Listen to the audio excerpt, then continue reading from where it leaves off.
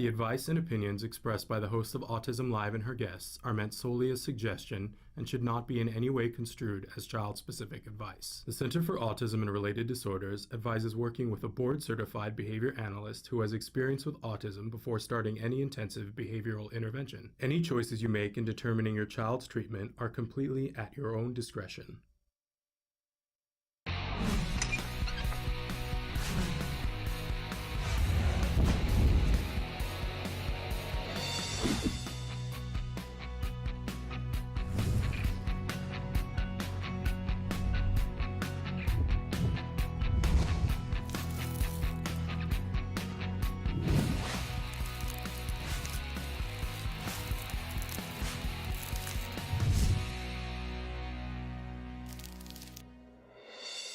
Welcome, welcome, welcome to Autism Live. I'm Shannon Penrod, and I'm all aflutter. We've got all kinds of things happening here, but thrilled to be here with you on this Wednesday morning. We're going to be with you live for the next 2 hours talking about autism from a 360-degree perspective. Thrilled that you're here joining us. Now, in the first hour, usually on Wednesday, we do something called Ask Dr. Doreen, and Dr. Doreen Granpeesheh is here to answer your questions. But unfortunately today, she is not here to answer your questions. But we're so excited because we have the fabulous Evelyn Kung here to answer your questions. And she's been a regular fill-in for Dr. Granpeesheh, and I know that you guys love her as much as I do, so it's all going to be good. And then, so in just a minute, she's going to answer your questions. And then a little bit later on in the next hour, it's time for Let's Talk Autism with Shannon and Nancy. Nancy Allspaw-Jackson will be joining me, and we've got a bunch of great guests. In fact, we're going to be talking to the author of Why Didn't They Just Say That?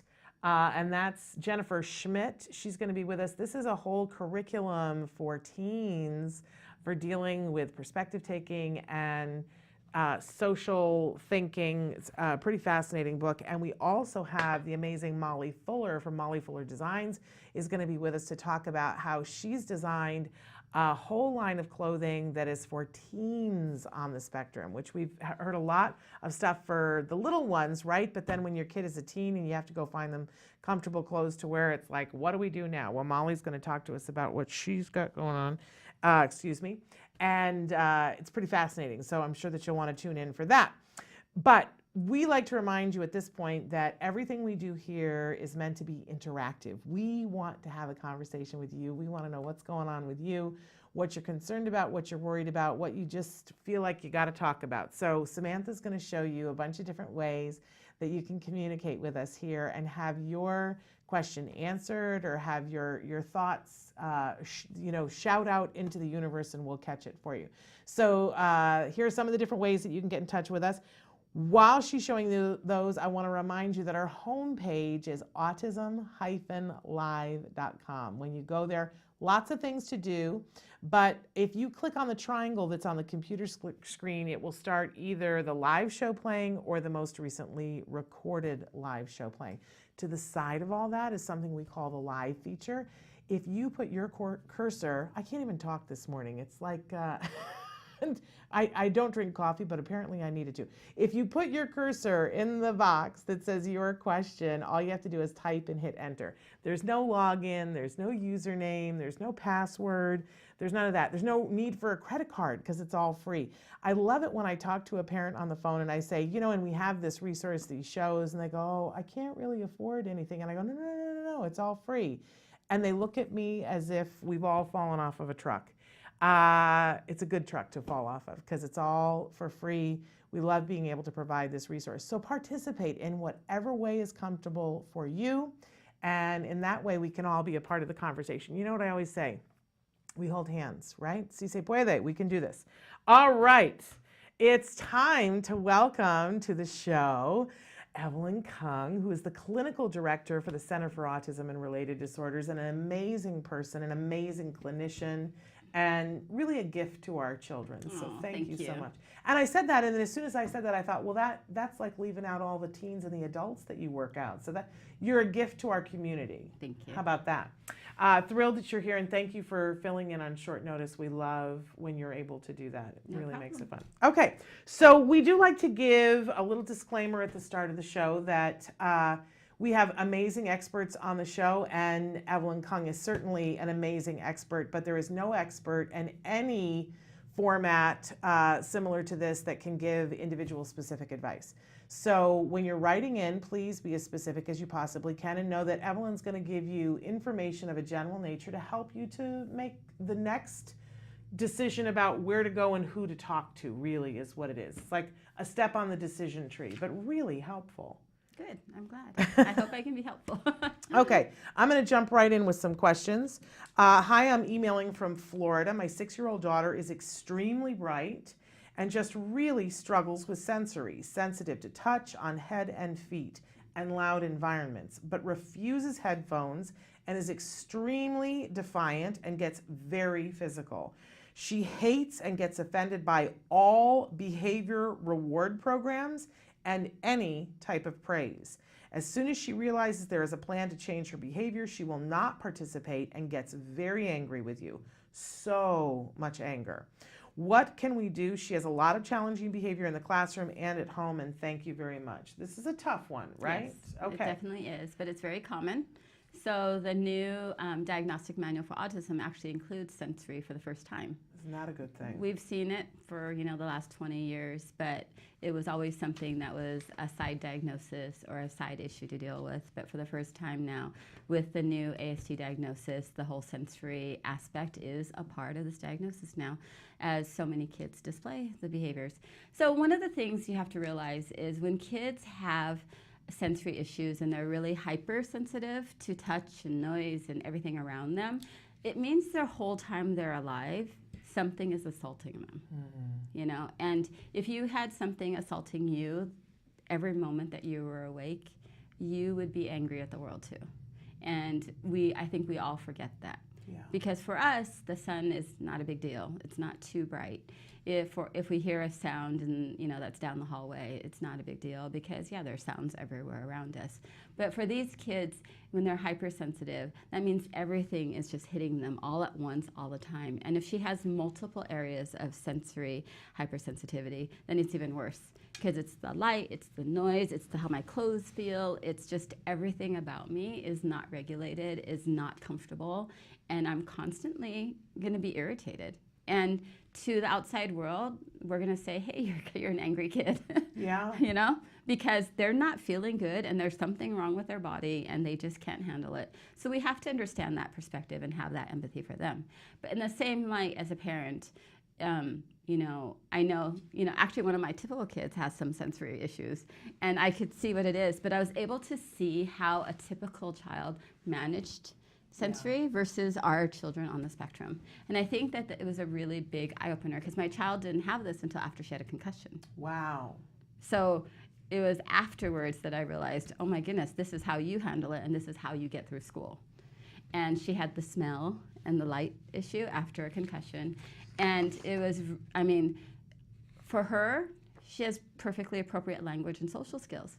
So when something would start to bother her, she knew she could be in a classroom and she could see the teacher teaching, and at the right time, she would be able to go up to the teacher and say, hey, I'm having a problem right now because I could smell the gas from outside on the street. Yeah. There's a car, and it's really starting to bother me, and I feel like I'm going to vomit if I have to smell. Can I please close the window? Can I put down the blinds?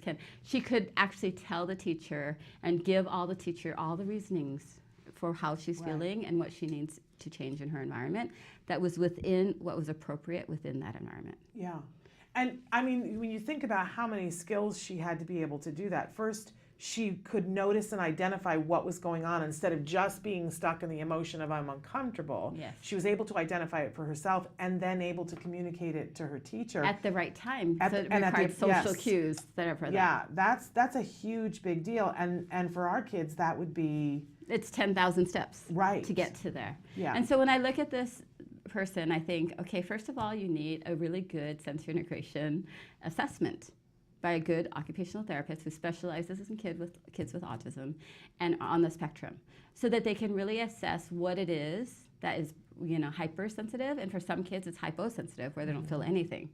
And so it's go get a really good OT assessment that will tell you exactly what is bothering her the most and get priorities. Like what bothers her the most is, the light, or what bothers her the most is tactile, whatever it is. So get a really good assessment.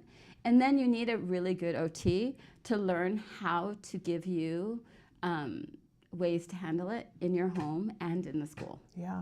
And it can be very different in those two scenarios, it can be very different, and it might be very different from the beginning of the day to the end of the day, to the middle of the day, in the classroom versus on the playground versus in the auditorium versus in the cafeteria.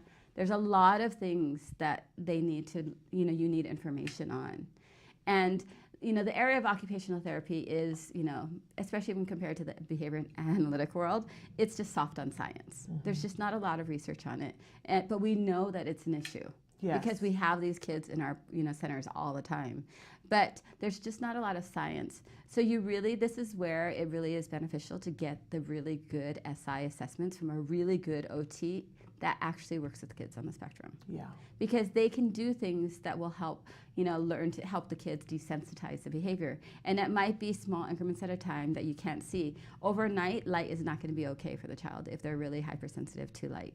If noise is bothering them, they're, just giving them headphones is not going to plan, because just maybe even the tactile feel of headphones is going to be a problem. Yeah. For a lot of our kids, we teach them it's a slow process. It's like, I need you to wear headphones because I think this will help you. And we look at it from a behavioral perspective, and we say, we're going to teach you systematic desensitization, and to the point where you're going to able to get the reinforcement from wearing headphones that blocks out that noise that is so offensive. Right, but that's a process in and of itself to get them to that point. Because just getting to the point of getting them to put headphones on and be okay with that feeling of it, you're not even addressing the sound issue yet. Right. You're just addressing, how does it feel on me? Right. And if this child does have all of that hypersensitivity, you just have to hit one thing at a time. You just really need to work through a desensitization, give her enough reinforcement in whatever way it is. And it says that she refuses all behavior program. She gets offended by types of praise and rewards program. A lot of that is because it's offending something else. It's punishing her in another way. Like if a kid really has hypersensitivity, you can't yell, yay, because that in itself is very offensive, the sound of it. The words are intention, and the intent that we give is probably good. But if our child has a social cue or language, difficulty, they're not going to recognize that your intention is good, because intentions are way down the line. Well, even, I remember when Jem was littler, if a therapist said, yay, that was okay for him. But there was something, I think because I carried him in the womb and I talked to him all the time, the sound of my voice saying yay is like nails on a chalkboard to him. And it still kind of is. He sort of learned how to mitigate it. But he does not like it when I get loud. He prefers it if I keep things on an even keel. So, I think it's important for us to realize that what is rewarding to them isn't what necessarily is rewarding to us. And if you have a child with multiple levels of sensory hypersensitivity, the delivery is important. Yeah. And if you have a child who is constantly irritated by all these sensations, they don't want anybody to change their behavior, because it's going to be offensive, because whatever, on their own system, they want control, because they know they can control all these things to keep it away from them so that they're feeling at least okay. Yeah. So the idea of somebody coming in and trying to give them to change without any idea maybe of the other issues they're dealing with, it is offensive. Yeah, it is. And then you have the ASD part, where a lot of our kids like control and they like routine, and that becomes a function of a behavior. In the behavior analytic world, a lot of people will say control is not a function. But in reality, and if you look at people every day, some people want control. Yes. And they want to know when things are coming. And if they are having very little control of their world, especially if their senses are constantly getting assaulted, they're going to try to put that control in as much as they can, because it protects them. Yes, it's an anxiety thing. Yeah, it creates tons of anxiety. So, there's so many layers here. It's, you really have to go through and figure out what all the sensitivities are, and then try to figure out how you can desensitize one at a time. Okay, so in the best of all possible worlds for this individual, having the ABA team work on some systematic desensitization along with an OT who's assessed and said, here's, what's really sensitive, and being mindful of that and picking what to work on.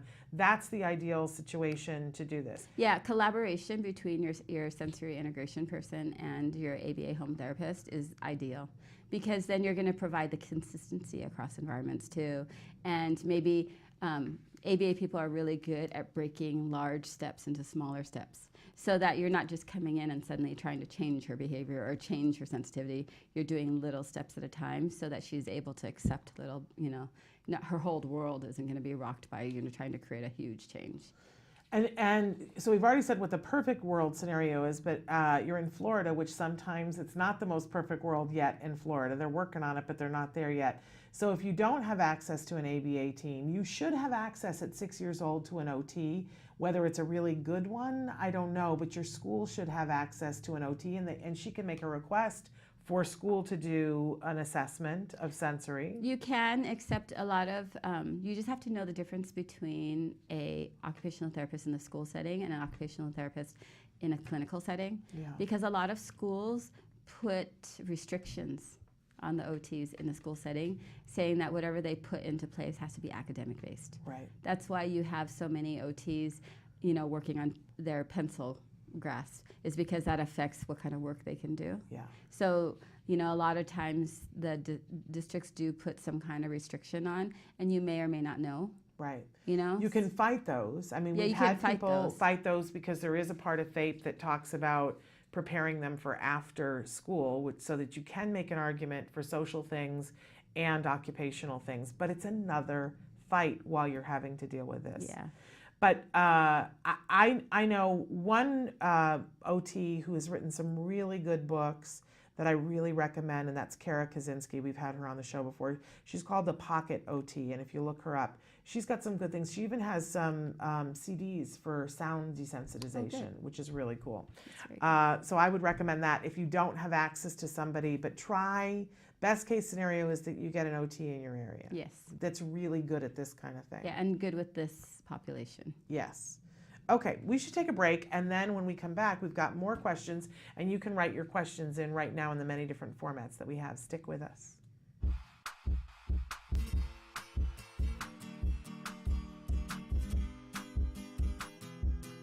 Hi guys, welcome back. For the month of May, I thought it'd be really neat if we made our own bird feeders. What's cool about it is once it's done and it's hung in your front yard, backyard, balcony, or whatever outdoor area that you have, your kids will be able to observe the bird feeder and tap when they see birds coming over and feeding from it, like, oh my gosh, oh, so exciting. Do you see that? Sorry, I got distracted. I'm just so excited about all the different birds I've been seeing now that I have a bird feeder hanging outside.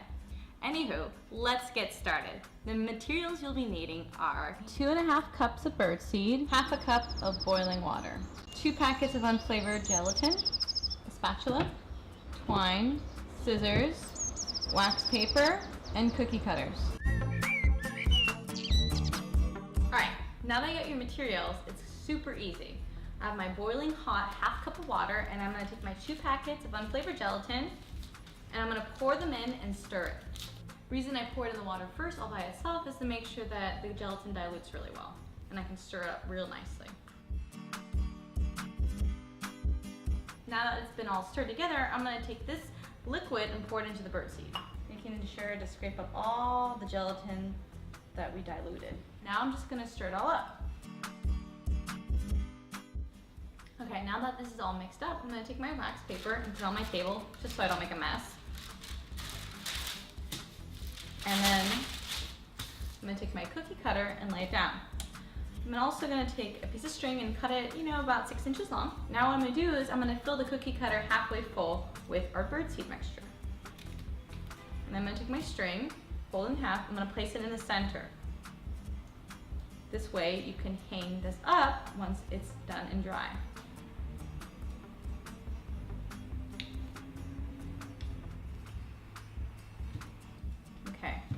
Now that it's full, I'm just gonna pack it in. So now that this is all compacted, it's gonna take about 6 hours for the gelatin to get completely hard. If you take it out too soon, the whole thing's gonna fall apart. So let's wait a little bit, and I'll see you guys in a few moments. All right, it's been 6 hours now, so let's see if this little guy worked out. So I'm just gonna pull him up and pop him out, okay?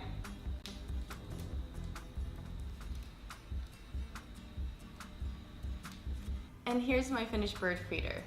All you have to do now is hang it outside and wait for all the great things you're gonna see. Like, oh, I see another bird. This is so exciting. Well, I hope you guys enjoyed the activity and keep me up to date with all the different birds that you and your child see outside your property. Until next time, craft on. Bye, guys. Can you see me? Can you see me flying by your side? Welcome back to Autism Live. We had a mom who wrote in as we were talking about sensory issues, and she said, OMG, I have had sensory issues as a kid and still as an adult. Imagine sensory issues for my ASD kiddos. And she says they are still struggling in public and at home. And I will admit to being a little bit of a hypochondriac, and somebody says something, I'm like, well, I think we all have a little bit of that where we see ourselves in those things. But I have a lot of sensory issues myself. And I have sort of half kidded before that, I think, well, I always like to say that our kids don't, apples don't fall far from the tree, and puppies don't have kittens. That's the phrase that a lot of people use in the autism spectrum. But it's interesting to me that my sensory issues are the complete opposite of my kids' sensory issues. That Jem is fine. He can be in a place where it's just, for instance, a high ceiling, lots of noise coming at him from everywhere, and he feels just fine during it. But when the noise stops, that's when he has a problem, and you really have to let him be for a few minutes to process. Now, I'm the opposite, and I always find it funny when we go someplace with another autism family. There was one party that I think of always, that we were in this huge gymnasium where they train like Olympic athletes, but it was a birthday party, right?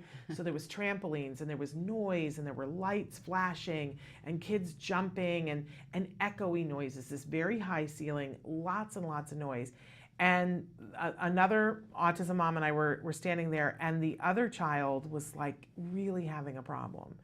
And the mom was saying, I'm not sure what the issue is. I was having a problem.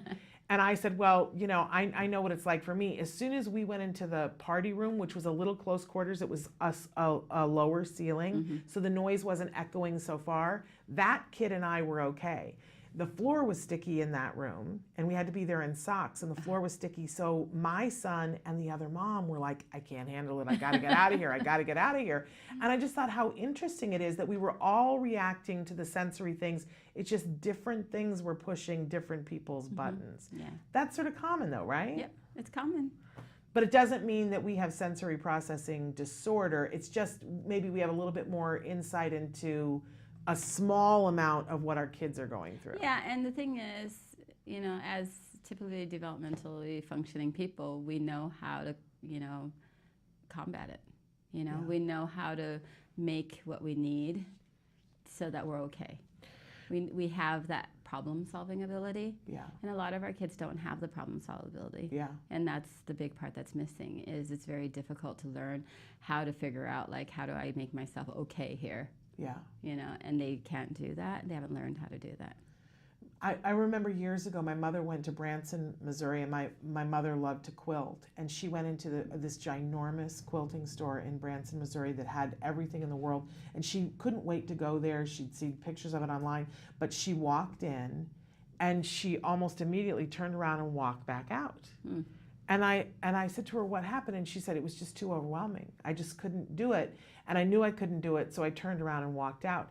And then, a few years ago, when we heard about Romario Snow, that he was in a store and there was something happening that he couldn't deal with in the store, and he didn't just walk out of the store, he ran out of the store and ran for hours. They didn't find him for 27 days. Wow. That's sort of the difference between somebody saying, I can't handle it, and finding what to do, and somebody who has no ability to know what to do about it. Yeah. It's drastic. Yeah, I mean, it's completely non-functional, and safety and so many other issues come into play. Horrifying, horrifying. All right, so, but thank you for writing in and saying that you also have sensory issues. Okay, so somebody writes in and says, hello, now that the weather is nice, I really want to work on being able to take my 2 children to the park. My 4-year-old has moderate to severe autism and is nonverbal. He will not walk with me. As soon as I take him out of the stroller, he runs away. When I try to get him to play at the park, it doesn't last and he just starts running again. If I try to put him back in the stroller, he kicks and cries. It's always such a disaster, and then my younger one has to leave the park when he's staying with me. How on earth can we work on this vital skill? Our park is not fenced in, but the one at school is, and thanks so much. This totally sings to me because I do a talk and I talk about the fact that we became so shut in when my son was 3 years old because we couldn't take him anywhere. He would run, and he would run for the parking lot or the street. And I said we started to look like vampires because we didn't go out. and it makes your life very small, Yes. and it makes you feel like you're never going to be able to do things that other people can do. Yeah. I do want to say to this mom that now I can go to a park and I can watch him walk away from me, and I know it's all good. And you know what? Back when he was 4, if somebody could have promised me that, I would have cried because I didn't believe that that was ever going to happen. So now I'm going to turn it over to you, Evelyn, and you tell us how we get there. But it's possible. I know Yes, it's possible. it's possible, and we do this with our kids all the time, every day, teaching them not just the rules, but really it comes down to compliance. That really is what it comes down to. When we're first starting therapy in ABA, the first thing we always tell all our therapists, supervisors, everybody knows is the first thing you work on with a child is compliance. Because if they're not listening to you, they can't stop to learn. If you're the one chasing them the whole time, they are in chasing mode, they're not in learning mode. And they're not figuring it out. So compliance is really the core of the issue here. The core is, will they listen to you when you're in the same room? Will they walk with you when you're in the same room? Will they come to you when you say, come here? Will they come to you within the same room? And a lot of times in therapy, we call it compliance training. It's just teaching the kids really basic commands. Come here, sit down, stand up, let's go, and just, walk with me. Those are all compliance issues. And if they're not doing it in your one room in the home, they're not going to be doing it at the park. And you start with a really small place. You teach them to come, and that when they come, they get some kind of reinforcement for it. And then you make the space a little larger. So not only are you 10 feet away from me now you're across the room. Now you're in another room, and you're able to come whether you see me or don't see me. You're in the backyard, and you can come from me from anywhere in the backyard. And then now when they're outside in the front of the home and you're inside the home, that you can call them and they'll come in from outside. Yeah. There's you have to build towards the park. Yeah. And we talked to all of our staff about one of the reasons that we have a team of staff is that the kids start to learn compliance across people. Generalization is really important so that they're not only listening to the one person in their life and no one else. They understand that come here from whoever it is they need to come. And it's spreading it out. So it's working on the compliance, having them understand that if I hear my name, I need to look at the person who's calling or give some indication that I heard them and I know that you want me to come to you. And you just build how, that compliance has to go far. And I used to joke with families. When I was a therapist, I remember just telling a therapist, a new therapist and a new parent saying, yeah, if I'm working with this kid and they're like, how come he just comes from wherever he's at? And I said, it's almost like that invisible stick, the cane, to drag them back in. Right. So a kid can be running, and if I know I have compliance, I can just yell no or stop. Yes. And the kid just stops. Right. And at least they'll turn around and look at you like, what do you want me to do? And at schools, they used to laugh and say it's like you had that invincible cane where you would just stop them from far away. Right. And it's like, come here, and they would come back. It's that Wonder Woman thing. Yeah. She's got the lasso, yeah, right? It's like I got you from somehow, and I don't know, just by hearing your voice. But it was a lot of practice and repetition, and starting in a small environment and slowly building to that bigger environment. And also, if I could add on to it, that knowing that nothing bad is going to happen when they do listen to you, that's a big component of it. That, it isn't just, for the longest time, there was that whole tiger mom thing about, well, my kids will comply. But what we see is that kind of compliance, the kids grow up and then they don't follow what it was that they were taught. They're just complying for the moment, and the minute that the parents are out of the house, forget it, all bets are off, right? Yeah. That's not the kind of compliance that we're looking for, but there's a trust that's built, because I know people are going to write in and say, but if we teach them compliance with everyone, then they're fodder for the bad people, and that's not what this compliance is. Yes. It's because alongside this compliance, you're teaching safety rules about, we don't just go walk, we're teaching levels of friendship, so we don't walk up to people we don't know and sit on their laps. We don't talk to strangers unless somebody else has said that it's okay. With the people that they trust, and they trust them because nothing bad happens. Yeah, and that's the whole the reinforcement aspect. They learn initially. People say, "Well, I don't want them to come to everybody." Right. But initially, they have to know that if they come, something good's going to happen. Right. They receive something good. And a lot of times, if you're a parent, it's just a hug. Right. You know, it's just like just the hug and the touch and just being able to say, you know, give them some love. Yes. And so for parents, the kids are a lot of times are so happy to come if they know that they're going to get something good and they know it's you. Exactly. And so then when you go to the park, you do have to teach them, walk with me. And you practice walking with you, and you might not start at the park because there's so many enticing things. You start in a place that's relatively boring and they have nothing to run to. Yes, that you're more exciting, Yeah. and that you're holding something more exciting than what they would run to. I want to say too that there's a wonderful episode of The A Word where Jack Riley will not walk with his mom outside. He wants to run, and if you think about it, why wouldn't he? Yeah. It's so much easier to see it in somebody else's child. We get all emotional and go, my kid won't hold my hand, and I remember what that felt like. But I'm watching Jack Riley, and the parents are so upset about the fact that he won't listen to them. They do a social story for him about what the rules are, and they take him outside, and you see him trying to bite his mother's hand because he does not want to hold her hand. But they work what the behavior intervention plan was, and they show you the whole thing. And then he learns, oh, if I walk and hold hands, I get to be outside longer. I get to do the thing I want longer. And it's all fine after that. Yeah. And they kind of condense it into a very small thing, but it's really worth watching, and that's on our A Word. That's great. I mean, if you can watch the whole process, then that's going to give you hope. At 'Cause you know least it can there's do. little snippets of it. I mean, obviously they don't have the time to show all, the whole thing, but they show sort of the steps of it, and you see him getting better at it, and you see the frustration of the dad. Because at one point, they have to go back inside because he wasn't following the rules, and he's upset, and dad's upset, and but you see them work through all of that, and it can be a really good thing. Yeah, and you say that, the schoolyard is fenced in and the park is not fenced in. You have to be smart about where you're practicing.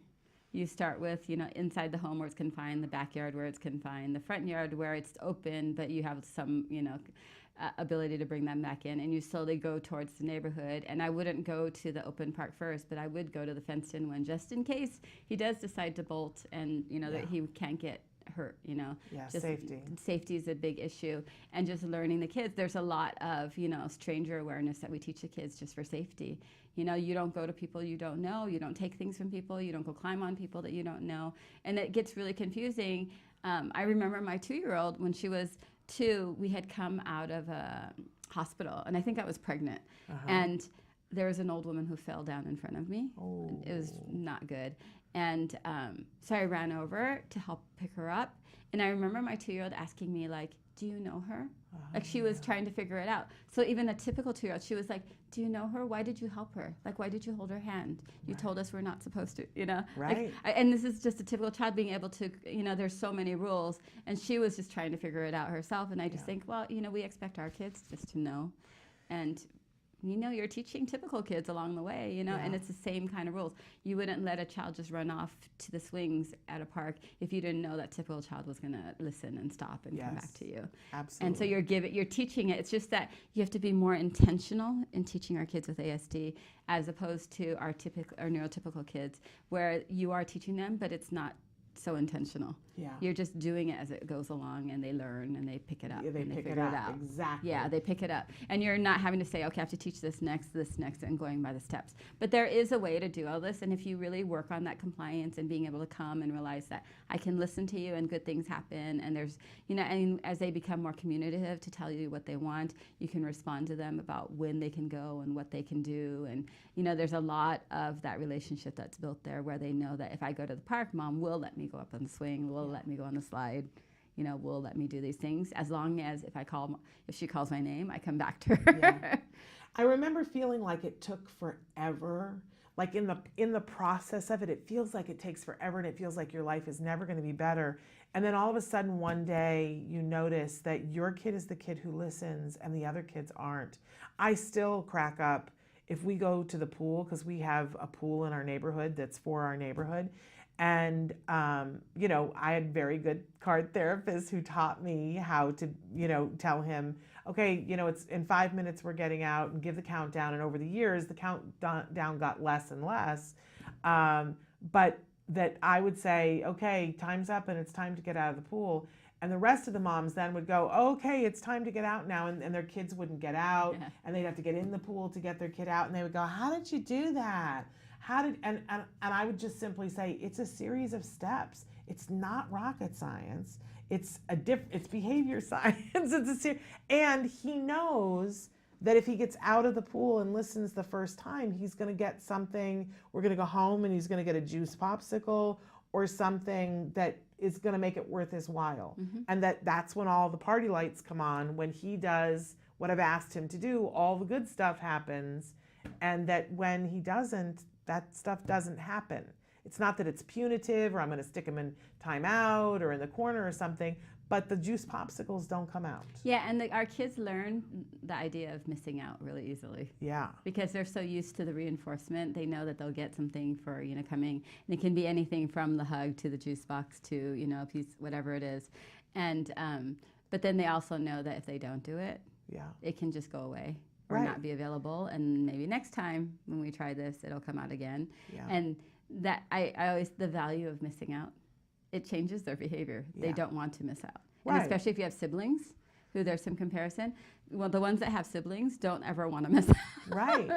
Right, because who would? Who would want to miss out? Okay, we're going to take a break, and then we'll be back with more of your questions. Stick with us.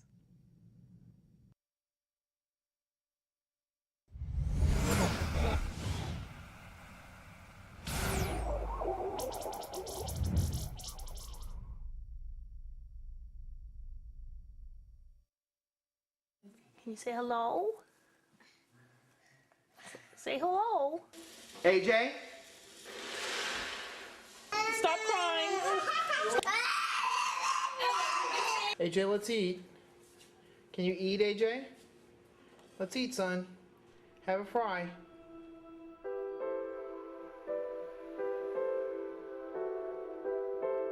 My understanding of autism was very limited.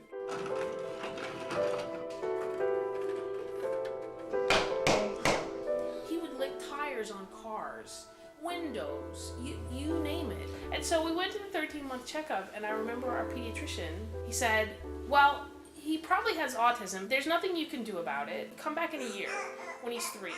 Our initial understanding of what the ABA program was basically all we picked up from this clinic in San Antonio. He didn't pick up any signs the entire 8 months that he was there. I think the difference came when we changed vendors. We were very impressed with the way that CARD actually gathered data to be able to quantify the progress that he was making. They have a curriculum that they follow that's tailored to each child. They were identifying AJ's strengths and weaknesses. We were finally starting to see real progress. Good, AJ. Here's eggs. The first thing CARD did for us was, I remember the first time AJ said, "Mommy, I want you." And that was the most wonderful thing ever. There's hope. That's when I knew that there was hope. I never thought that AJ would be able to say that. It was like a gift from God. It was so fantastic. With CARD, we got him enrolled in a private school. And he was in a typical classroom. He would go from activity to activity. He could sit when he was supposed to sit. He could be around typical kids. The goal is for CARD to work themselves out of a job. It's for AJ to be in a mainstream classroom with no help, and he's functional and he's learning. We're really grateful to all of the therapists. AJ would not be where he is without them, and we will never be able to repay the part of themselves that they gave to him to make his life better and to make our lives better.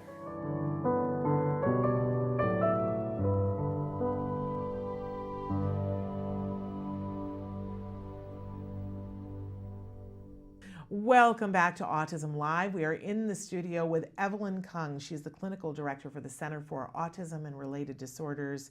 She's fabulous. She's been working in this field for how long? More than 25 years. It's hard to say now. I love how like, you know, like humble you are when you say that, for like 25 years. As if that's not, that's a huge amount of time in helping a whole lot of people and helping a whole lot of families to achieve the things that they want to do. It's an amazing thing. I enjoy it. You know? Wow. It's so fun. And you're, like I said, you're a gift to this community. I'm moving on to the next question. Hi, I am the mother of a wonderful 8-year-old boy on the spectrum. He is high functioning and is in a mainstream classroom, but lately he's been having meltdowns at school due to an obsession he developed against another child. The other child started making faces at him that he says scare him, but now it is to the point that he doesn't want to even see the other kid. He doesn't want him in his class or near him in any capacity. He is now throwing himself on the floor, having tantrums and crying. The school had talked to the other boy and addressed the face thing. They have rearranged the classroom to put separation between them with no change. This is the second time he has negatively obsessed with a classmate. Do you have any advice how to address this? What could be done to break the obsession and to help him move on? Can changes be made at school? And thanks.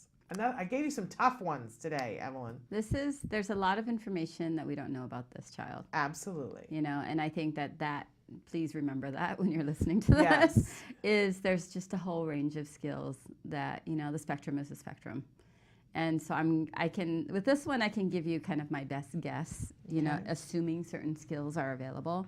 And Mom might be watching, so we could say to her that, you know, we always ask if you guys are watching, because this one came in like a week ago, so she may not be watching. But if you're watching and you hear something, you go, oh, I have something to add to that, right in. Okay, so good. So I'm going to assume that this child actually can vocally communicate, you know, can tell somebody when he's scared or, you know, doesn't want somebody near. And so we're not guessing that that's what it is. Right. That this child can actually say, no, that you can vocally tell that he's obsessing on this child. Okay. You know, whether positive or negative, we're going to assume that he's able to communicate and tell people, hey, I don't want that kid near me. He keeps looking at me. You know, whatever it is that's bothering him.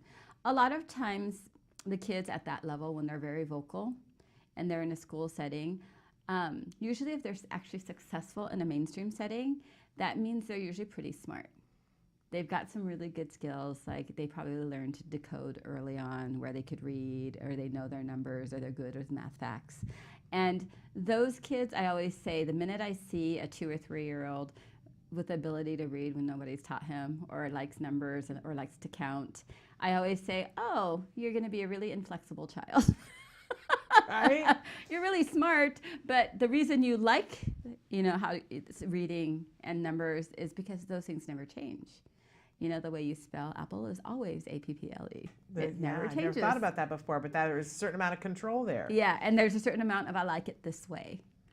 And a lot of our kids who do well, especially like in the early grades, kindergarten, first, second, when they're decoding and doing math facts, the first couple of years of school is very much just rote memory. And our kids, you know, on the spectrum, their rote memory cannot compete with any typical kid out there. They're just so good at it, you know? They can just pick it up so easily. And so I would make that assumption about this kid, and that's why he's in that mainstream setting. Okay. Is that he actually has a lot of skills that makes it an appropriate place. Okay. So those kids that are like really like that routine have a really hard time socially because there are no specific rules that they can memorize. It always depends on, you know, well, a child could say this, but they can change their mind. That makes our ASD kids nuts. Like just the idea of thinking of you can change your mind. No, if you like something, you like it, you know? And because our kids, if they like Thomas the Train, they like Thomas the Train, and they'll always like it to some degree. They're not gonna switch their favorites. But a typical kid likes to switch their favorites. They like to, anything that's new and spontaneous is good and better. And our kids are like, no, do not be spontaneous. Do not switch your preferences. Right. Do not, you know, they like everything to stay the same, and that's what makes them really happy. And a lot of typical kids out there, they get bored. They don't want things to stay the same way. They're going to keep trying new things. They're going to keep trying, new pop culture. They're going to try new interactions with friends. And sometimes for typical kids, making faces is a part of growing up. You make a face and every person reacts differently. Right. Every single person out there. So there are kids who in class will turn around and to every one of their classmates make a different face just to see what they're going to do. Right. They're looking for reactions. Yeah. And when they find one that's a They'll cool keep reaction, pursuing it. it's like a button Yeah. that they keep pushing. I can make this the face food and keeps you coming. totally react. Yeah. So I'm going to keep doing this because now I'm getting negative attention from you or some kind Yeah. of attention that I normally don't get from anybody else. Right. And then they pursue it. And they're doing it because, oh, this is kind of interesting. And then if it's our kid that's on the other end of it, they're just like, stop. Why are you doing this? You didn't do this before. Right. They don't like the spontaneity. They don't understand why this person is telling them. If they've been taught in ABA how to read faces, they're completely confused now. Because it's like, are you angry at me? Are you sad at me? If they're trying to read the face, Right. Are you scared? Like, what's going on? And they're trying to read it and it keeps changing. It makes things even worse. So there's been some kind of routine that's been established here. And so what your child has done essentially is, I can't control that, so I'm just going to try to control never having that child near me. Right. Because then now I've put my step in where if that child's never near me, I don't have to deal with what those faces mean, what I'm supposed to do in response to those faces, whether I'm supposed to ignore it or interpret it or whatever it is. Well, it's uncomfortable. And why would any of us want to feel uncomfortable, right? Well, yeah, you're going to try to avoid any situation that makes you nervous Right. or unsure, Right. or if you lack confidence, and a lot of our kids do lack a lot of confidence. They're going to try to just get away from that situation where they're not sure of what's happening. That's great. And so now we have a little bit more handle on what might be going on. But as a mom, what do you do? Yeah, and so this is where it depends how long it's gone to. Yeah. Because you do have to work with the school. Yeah. You have to, there's different ways. One is just to put them in a different classroom and you move on your merry way, and then you'll just have to deal with situations like assemblies or whatever where you just try to consciously increase the space between your child and another child. That's one way. And if you're in a small setting where that's impossible, if you live in a smaller town where everybody sees everybody all the time, then you might have to specifically address it. They've already talked to the other boy, so that's one step. It's like, what, when you do these things, you're trying to explain, this child didn't know what to do with it. And then after a while now is having a really hard time. Yeah.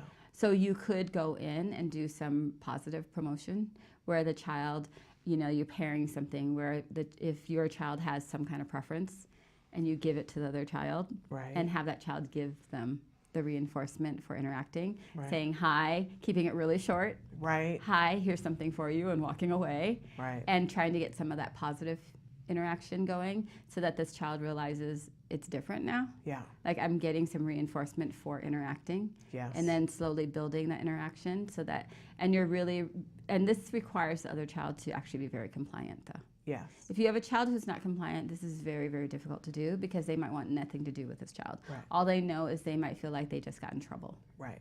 For doing something that wouldn't have gotten them in trouble if they did it to someone else.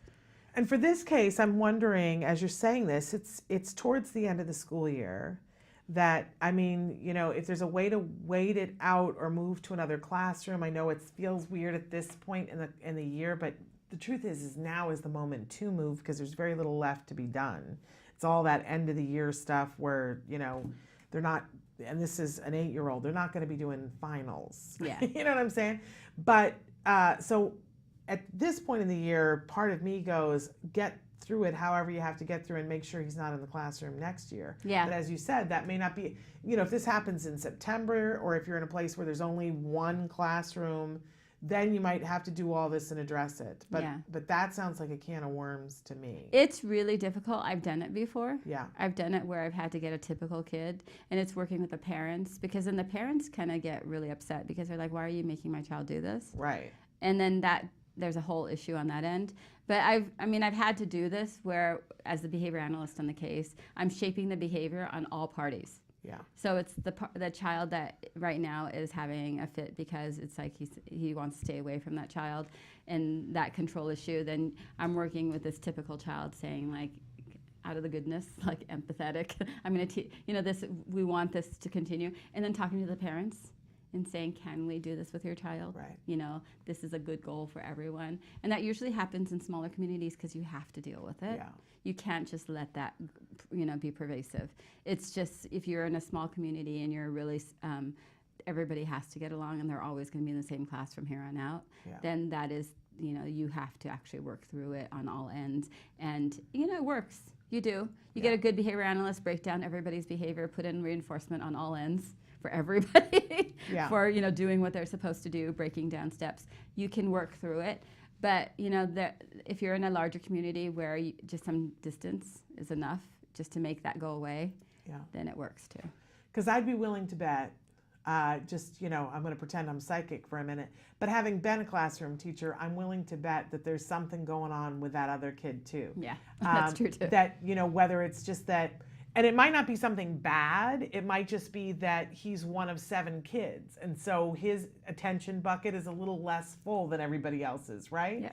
Or I found that in grade school, the kids that I had the hardest time because they would kind of devil my son were siblings of kids on the spectrum because they knew which buttons to push and they enjoyed pushing them, right? And sometimes it's just as simple as that. But got a whole host of things there to look at, and it's the end of the school year. I'm going to hope and pray for you that they don't have to be in the same classroom together next time. Okay, we had a couple of questions that came in live that I want to see if we can get to. Dear Shannon, thank you so much for the show. What would be the appropriate school placement for a 15-year-old on the spectrum who has limited language to meet his needs? He's soft-natured, calm, sometimes hums constantly, and not at all grade level academically. Would homeschooling benefit? I'm in California, and thanks again. This is a bucket load, and this is the big question of the hour. Is it? For the schools. Because that rate of autism, all those kids are in high school right now. Yeah. It's that age.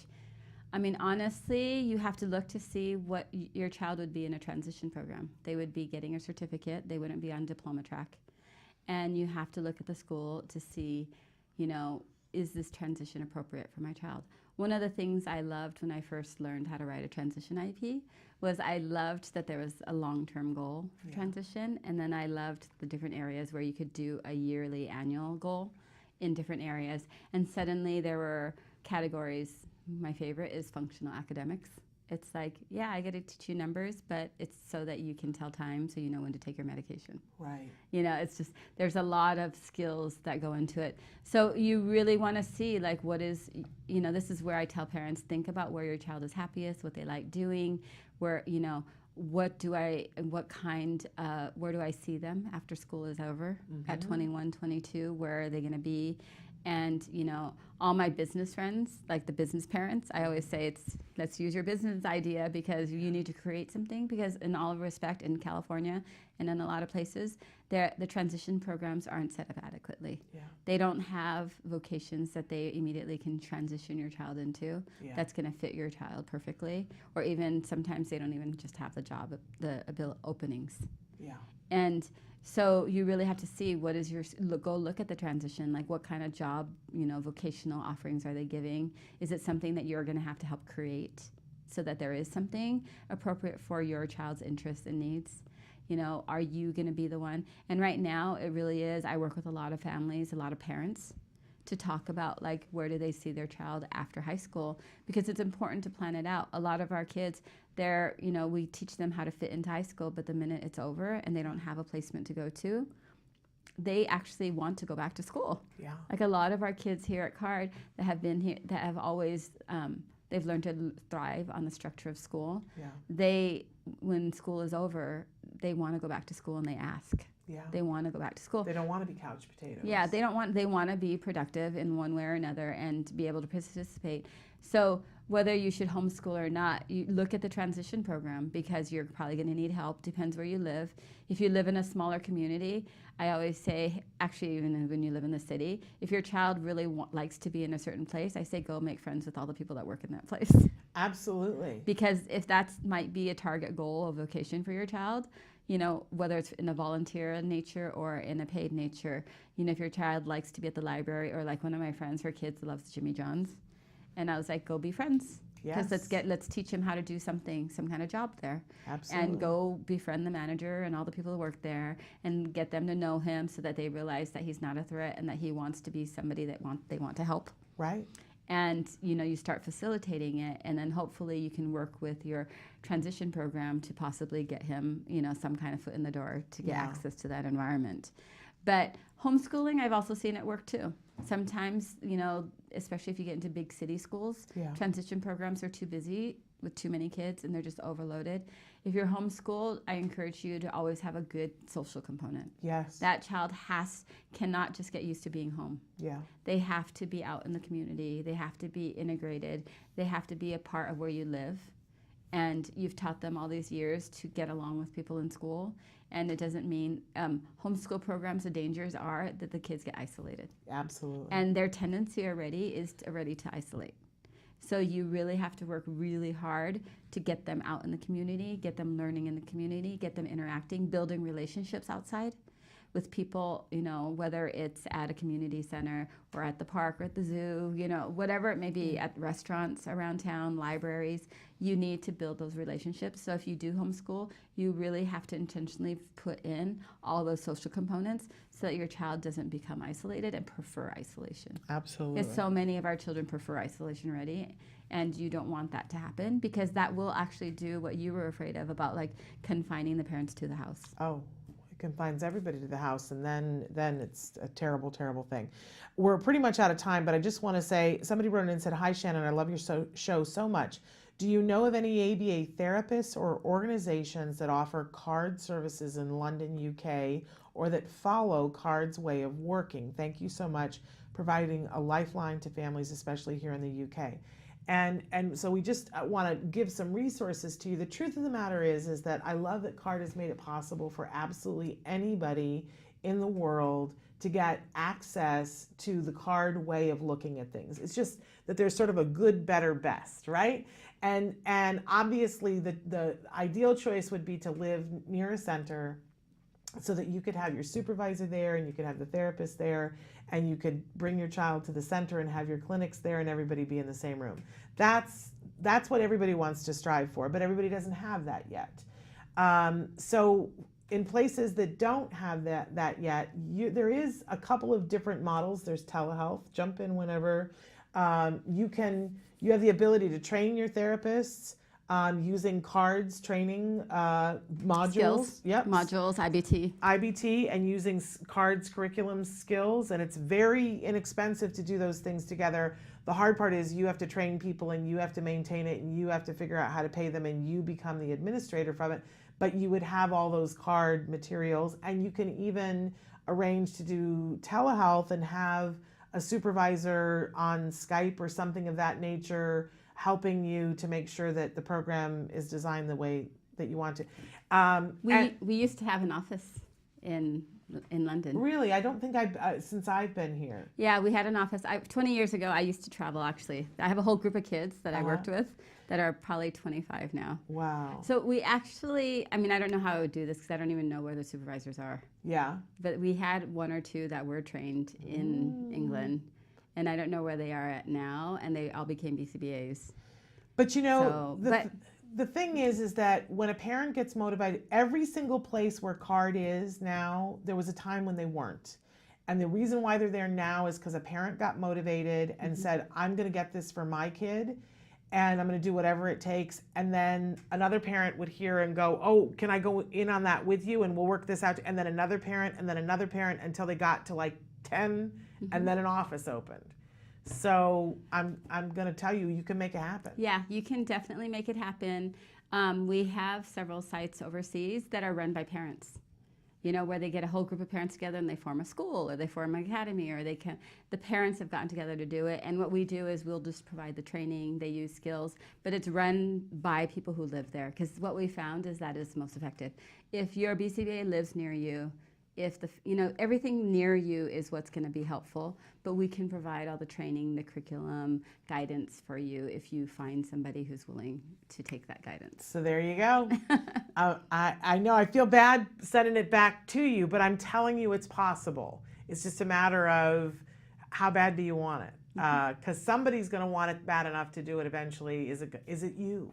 Is it you? No pressure. We're out of time. We're past time.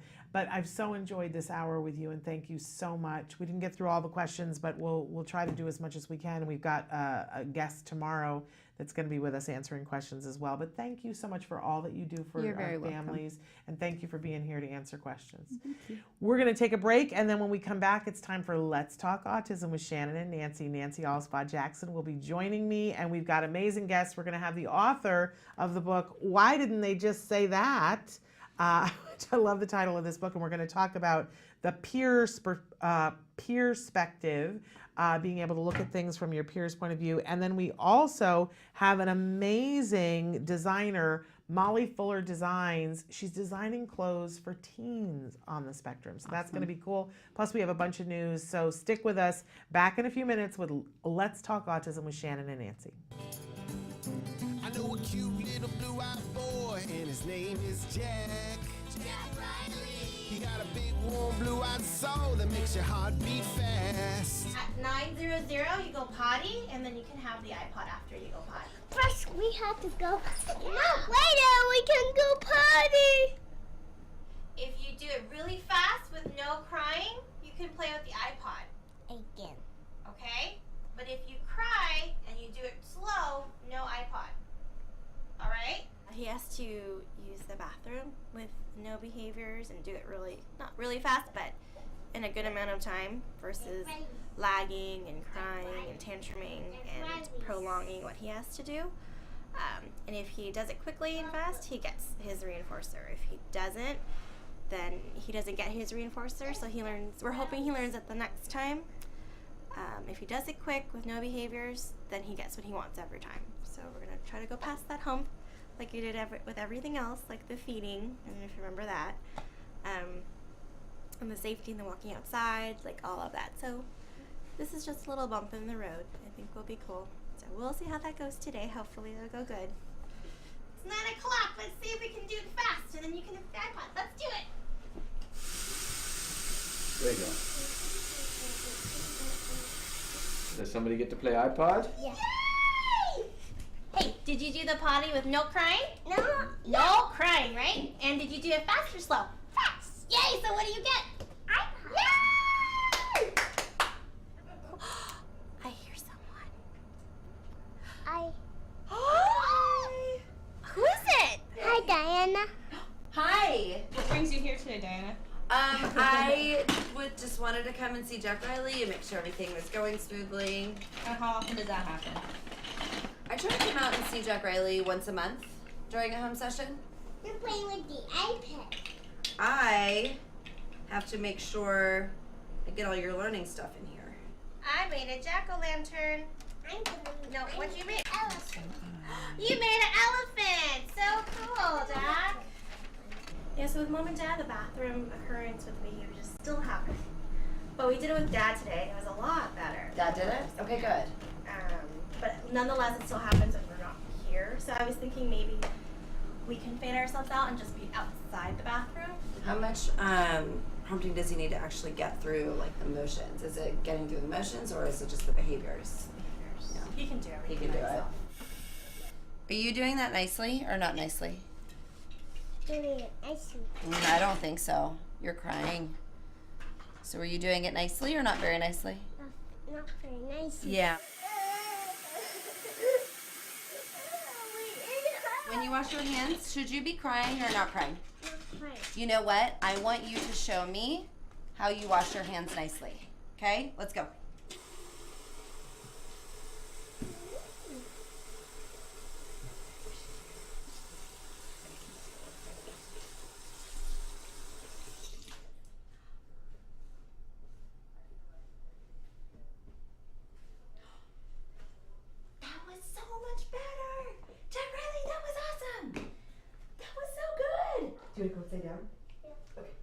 No crying when you're going potty.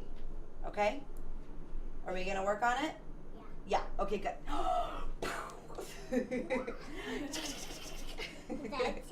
I know, that's the point. That's the point. Again? So let's play with that. So let's take videos of him going potty. Well, it'll kind of be a baseline.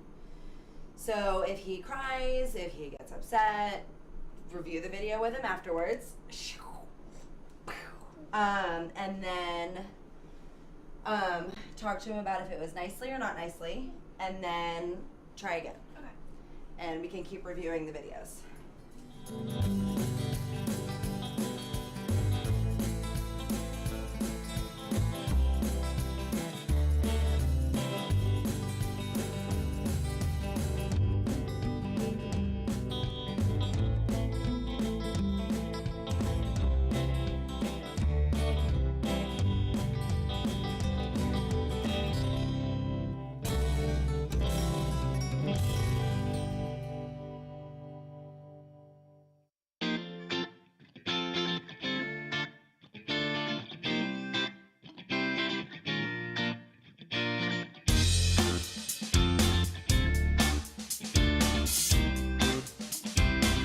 My name is Nancy Allspaw Jackson. I'm the Executive Director of Act Today, and I'm here to support this amazing cause for military families with children with autism. Most military families move on average every 2 years. Oftentimes they have a parent who's deployed. With 1 in 68 military children being diagnosed with autism, it's just more critical than ever that we give them the support they need for care and services. This is the 8th year of our run. It's always a great event for the San Diego community, the fitness community, and the military community to come out and support military children with autism.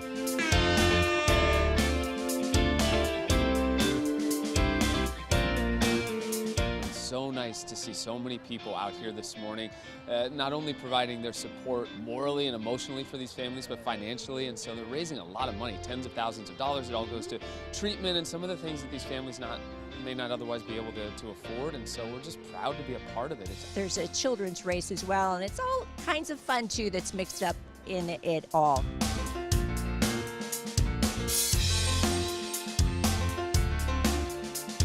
This is our 8th year being the title sponsor of the One Hope Act Today Family 5K, 10K Family Festival. And we believe doing good is doing good business. The main thing that we're out here today is because of our Cabernet supports Act Today. And with our Cabernet, we donate back towards Act Today, and we've donated over 2,000 hours of ABA therapy.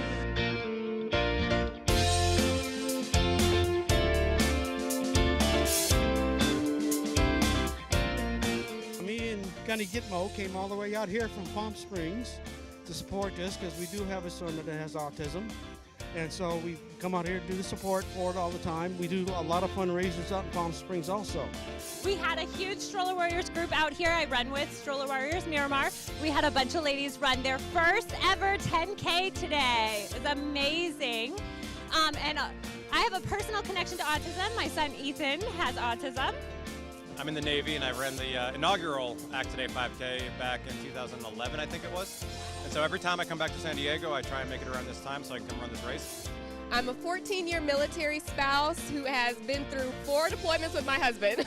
He's running today right now, so I'm just very happy to be here. Anytime an organization is out here helping military families, I'm always here to support because they're here to help families like me.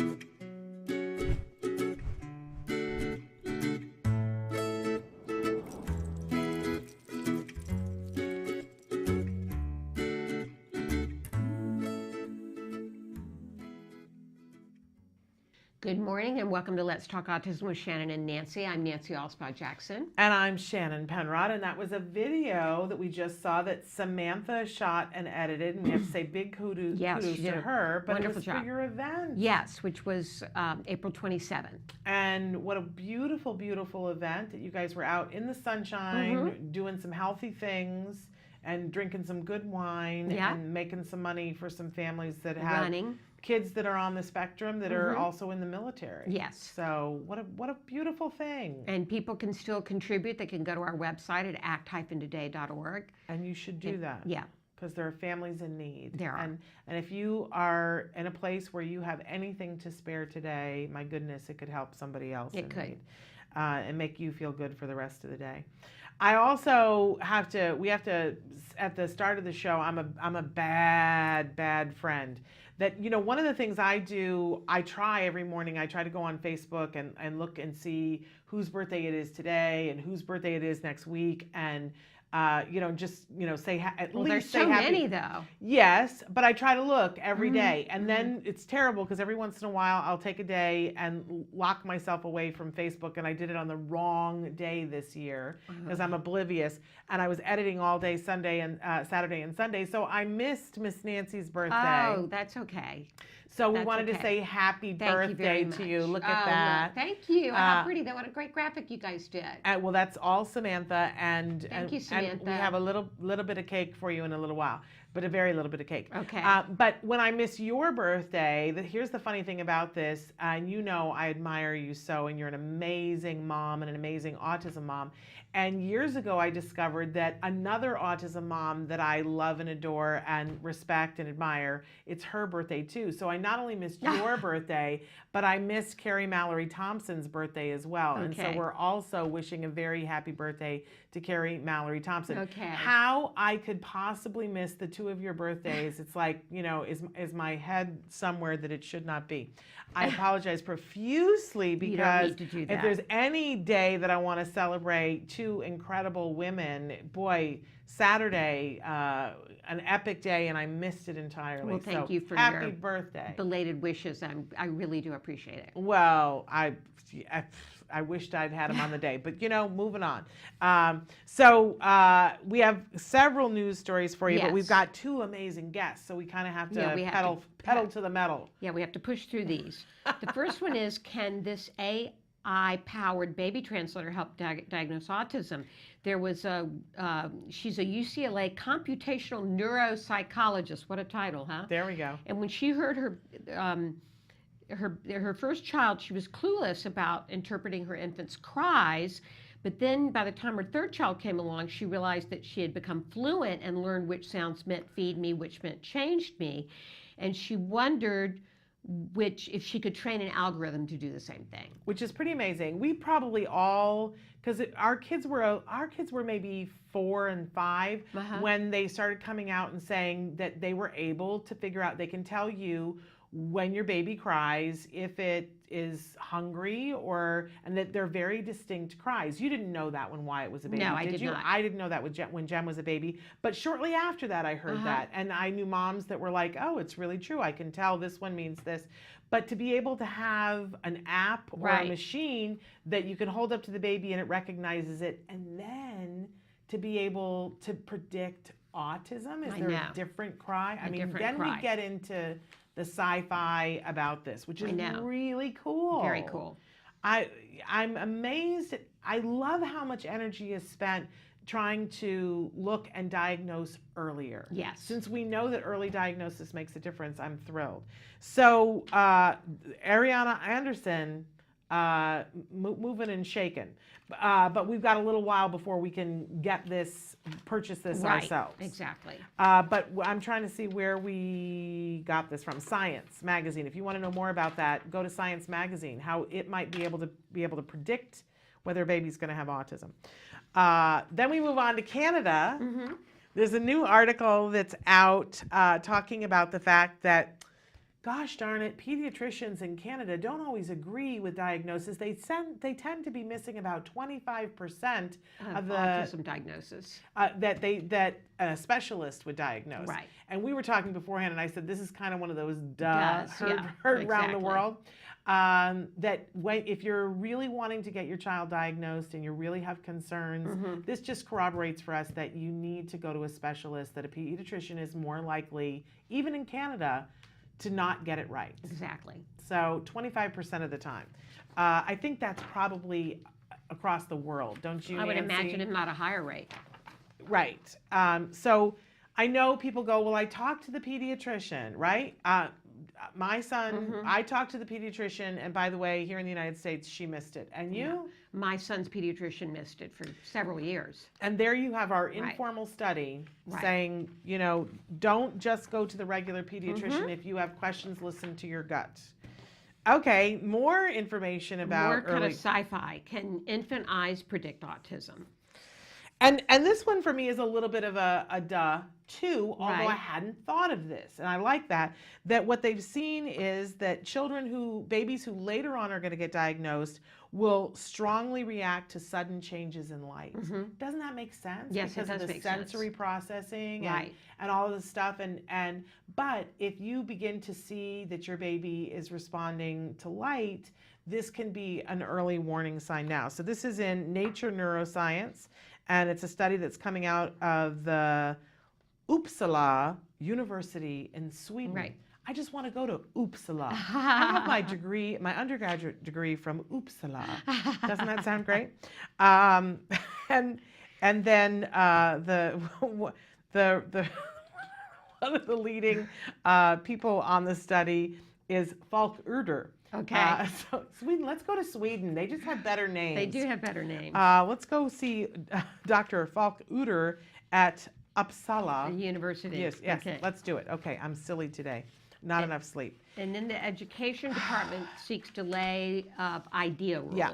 Now, okay, this one, I always try to leave something good for the end, Right. except this time. Right. This is not one of the good things. So, there's a lot of stuff going on, and we're all trying to monitor all the stuff that's going on and all the little changes here and what do they mean. So back in December, on December 15th, when we were all a little busy because everybody was celebrating Hanukkah and the holidays, Betsy DeVos and her little education department decided, there's this last minute thing that Obama did where he was trying to create a way to level the playing field for looking at how children are dealt with in special ed in the United States. Because what they noticed before is that all states have to report who are you diagnosing, where are you placing them, and how are you disciplining them. Except different states were doing it in different ways to cover up for the fact that there was a huge disparity based on the color of your skin. Right. And so he put in place one of the last things that he did that would level the playing field, that just said, we're going to ask you to report on this, but every state is going to report on it in exactly the same way, so that we're not comparing oranges to apples. Because we know that it's a way to cover up disparity and to make sure that kids don't get what they need. Well, and so the education department has looked at this and said, we don't really need this. So we're going to try to halt it for 2 years. We're going to say we don't need this because it would cost us money to be fair to all of the kids. Right. And so there was so this happened on December 15th, and they said there was an open period of comment, which closed 2 days ago. Right. And I didn't find out about it until yesterday. Okay. And this makes me mad. Yeah. Because I feel like some stuff is slipping past us. This is a very big deal. I don't know what's going to happen as a result of this, but the comment period is over. I'm making a vow to all of you here, and I hope that you will back to us, that we've got to, as a group, if you see something like this, send it to us. Because I don't want this kind of stuff to get past us. We could have all been commenting on this. And in the meantime, what it does is it puts it back on us. If you think that your child is being discriminated against, you're going to have to stick up for them that much more. That's right. And especially for our kids in underserved population, we know that there are kids that are of different ethnic backgrounds, different races, that are not getting the same treatment.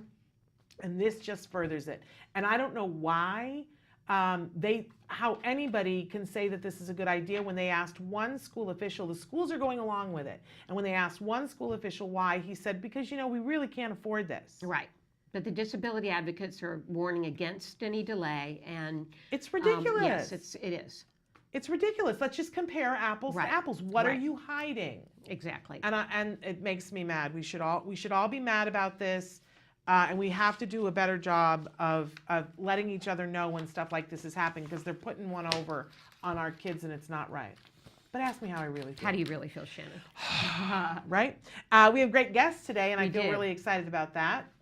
We have a book called, the author of the book, Why Didn't They Just Say That? Teaching Secondary Students with High Functioning Autism Decoding the Social World using a program that she calls Peerspective. Love it. And this, I mean, basically, this is the keys to the kingdom right here. She's got everything that you would need to be able to teach this. I found it fascinating, and I can't wait to talk with her about it. And then a little bit later on in the show, we have Molly Fuller from Molly Fuller Designs, that I love the fact that she is designing clothing for teens on the spectrum. You and I have talked about this before. Yes, we have. That there's so many times that you see, and we've got, for heaven's sake, PBS is partnering with people to make a line of clothing for children, and we love that. But then suddenly your child moves into the young adult category, and there's not a thing for them. Molly's making a difference. She sure is. So we're going to have her on the show as well. So we're going to take a quick break. Yep. And we'll be back.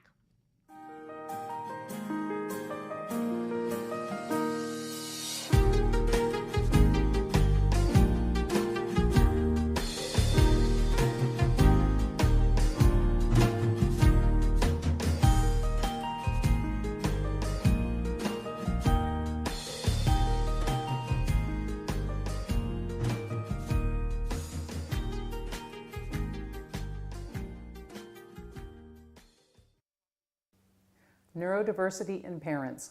One big happy family? We hope so.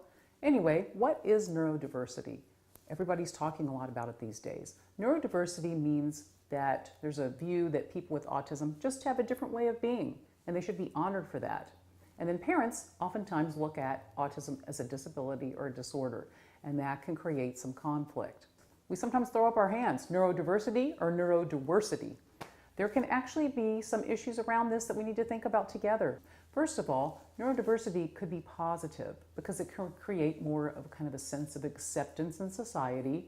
Yes, these people have autism, they're just different. It could possibly help create a sense of self-esteem that's improved in people with autism. They just realize, okay, I'm not damaged, I'm not bad, whatever, I'm just different. So that could be useful. On the downside, it could be an excuse to not give services to people with autism, to not have much empathy for their parents, and to not look at ways that they can be helped. And in many people that have autism, they do very well. Other people do not do well at all. They can't access services. They cannot enjoy their life. They're in pain. So it is important that we understand it's not just one issue. So how do we solve this when we look at neurodiversity? I think we have to look at it this way. It's kind of like when you have that big family dinner at Thanksgiving and everybody's around the table. You got your uncle, your aunt, your kids, your parents. Everyone has an opinion. It doesn't necessarily mesh. And I think the way that we need to think about this is we need to respect each other's opinion, because actually we need each other. We need to be allies on this. The outside world is a big place for people with autism spectrum disorders and their families. We have to remember, we're one big, happy, dysfunctional family, and we need to behave that way. We should respect each other, listen to each other, and we will all have a great time when it comes time to get together and celebrate the lives of people with autism. Welcome back. Yes. Thrilled to be here. And now we are back with, as promised, author Jennifer Schmidt, who is also quite an educator. Yes, she's got more than 20 years experience. She's coming to us from Beaver Creek High School in Beaver Creek, Ohio. And she is the author of this amazing book that is a curriculum for something she calls Peerspective, something that she's been doing in the classroom with teenagers for years with huge gratifying results. And we're really excited to have her with us to talk about this particular program. So first of all, Jennifer, welcome. Thank you so much for having me. I'm honored to be on your program today to talk about something I'm so passionate about. Well, and with good reason, because this is let's start with the name, Yeah, right? the name. Perspective. What does it mean? Absolutely. Well, I'm working with students with mostly high functioning autism, and I'm using the evidence-based practice of peer mentoring to intentionally teach social skills. And most of our students on the spectrum struggle with perspective taking or theory of mind. So that's where perspective comes from. Okay. And for people who haven't been in this community for very long, when you say theory of mind, a lot of times they go, huh? Yeah. Or perspective taking. I said that to somebody the other day, and I'm so used to it. And the friend said to me, honey, I have no idea what that means. Right. What does that mean? Yeah. Can you explain theory of mind? Absolutely. Thanks for mentioning that, Shannon. Sometimes when we're in the field, we forget to be a little more careful about using vocab words. Theory of mind is basically understanding that different people have different thoughts and feelings about different situations. So what I might think about a certain situation, you may have a different perspective. People on the spectrum have a really hard time understanding that. They think their perspective is perhaps the only one. But it is definitely a skill that can be taught and needs to be taught.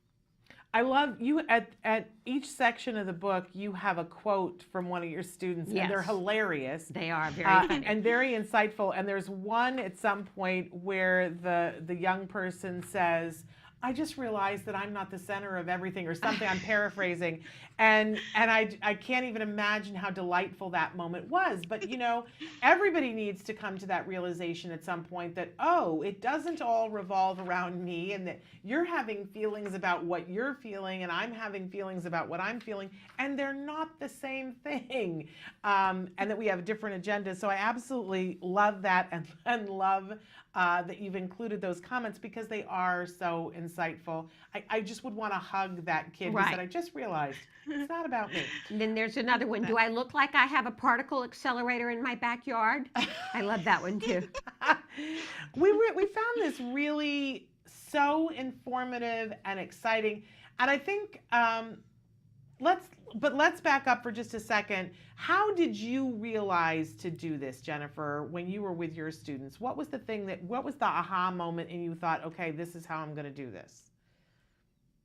Well, I was sitting at lunch one day with my friend who's the speech and language pathologist, and we were a little bit frustrated because we felt like we were working together and, you know, really intentionally teaching these skills. But then when we reach out to the general teachers, they would say they're not seeing any change. So we went to the evidence-based practice and we pulled together some things and wrote a proposal. So we decided we needed to be more intentional about teaching these skills, and we needed to do it for a longer period of time. And the peer modeling, of course, is an evidence-based practice, and it's really, really important. So we really went to the literature and designed the curriculum around that.